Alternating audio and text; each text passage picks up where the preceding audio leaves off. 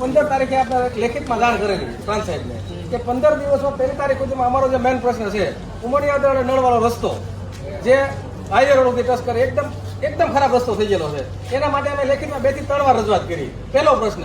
બીજો પ્રશ્ન અમારો એ છે કે અર્બન 3 ફાતેમા સોસાયટીમાં 2 વર્ષ પહેલા મંજૂર થઈ ગયેલી છે. એ આજ કરી કાલ કરી ઓપનિંગ થવા સુધીની તૈયારી થઈ ગયેલી હતી. મકાન નખાથી ઓપનિંગ કરવા માટે અટકી ગયું ત્યારથી આજ સુધીનું કોઈ આગળ કામ લીધું નથી. બીજો પ્રશ્ન અમારો આ છે. ત્રીજો પ્રશ્ન અમારો જે છે કે જે ઓજી એરિયા કહેવાય જે ભવાનીનગર છે, ફાતેમા છે, વંડર પાર્ક ઘણી સોસાયટી 44 થી 45 સોસાયટી મોવાની છે જે નગરપાલિકાના હદમાં ખરેખર વેલવી દેવી જોઈએ. જો નગરપાલિકાના હદમાં વેલવે તો ગટર, પાણી, લાઇટ સુવિધા બધી એને મળે. પરંતુ આ લોકો કિન્નાખોરી નાખી 30 થી 40 વર્ષથી આ રજૂઆત છે પણ કોઈ ધ્યાન દેતા નથી. સૌ વિસ્તારના મહુવાના ઘણી સોસાયટીઓ એવી સોસાયટીઓ છે કે જે એક જ વિસ્તારની છે અથવા એ બીજી વિસ્તારની એમ કૈલાસ સોસાયટી છે, ભવાનીનગર છે, બીજી સોસાયટીઓ ઘણી છે.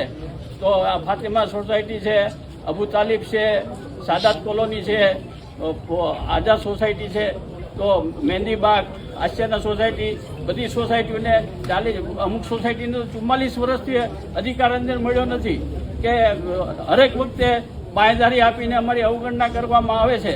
તો અમને જો આ તકે અત્યારે જે અમે રજૂઆત કરવા આવ્યા છે 15 દિવસની બાંયધારી આપી છે, અમને ન્યાય નહીં મળે તો અમે કોઈ બી પગલાં લઈ ને જે કાંઈ કાર્યવાહી થાય એ કરશું. જલદ આંદોલનની જરૂર પડી તો જલદ આંદોલન કરશું.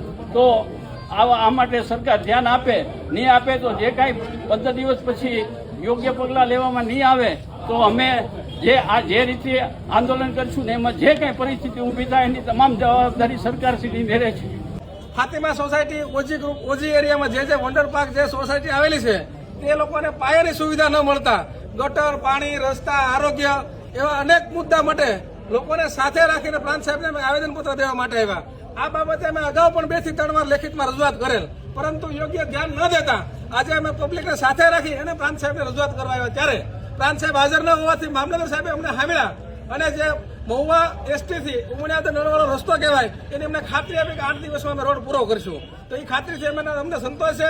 તેમજ અમને અર્બન 3 ફાતેમા સોસાયટીમાં જે આરોગ્ય માટે જે 2022માં જે મંજૂર થયેલ હતું એની પણ અમને ખાતરી દેવામાં આવી છે કે ટૂંક સમયમાં કામ શરૂ કરશું. ખાસ તો આ લોકોને જે પ્રશ્ન છે હાલ અત્યારે ચોમાસાના કારણે જે મેઇન રોડ ઉપર ખાડા છે તો રિક્ષાઓ અને બસ જે સ્કૂલની જે બસ ને રિક્ષાઓ છોકરાને લેવા આવતી નથી. આવી મહામારીનો સામનો કરી, આવી મુશ્કેલીનો સામનો કર્યા ત્યારે અમે મામલતદાર સાહેબને રજૂઆત કરી તાત્કાલિક આ લોકોને સુવિધા મળે અને જે પાણી ગટરની સુવિધા અને ખાસ કરીને અને જો અમારી રજૂઆત ધ્યાનમાં લેવામાં નહીં આવે તો આગામી દિવસોમાં ઉગ્રથી ઉગ્ર આંદોલન કરશું.